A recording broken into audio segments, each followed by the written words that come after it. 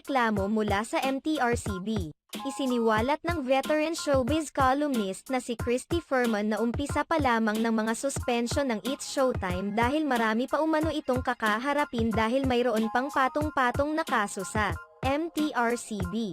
Marami pa palang ibang kaso na nakasalang sa MTRCB ang programang ito.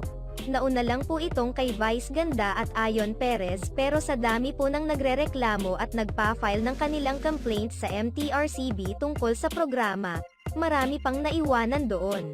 Nakasalang pa, pagsisiwalat ni Christy Furman.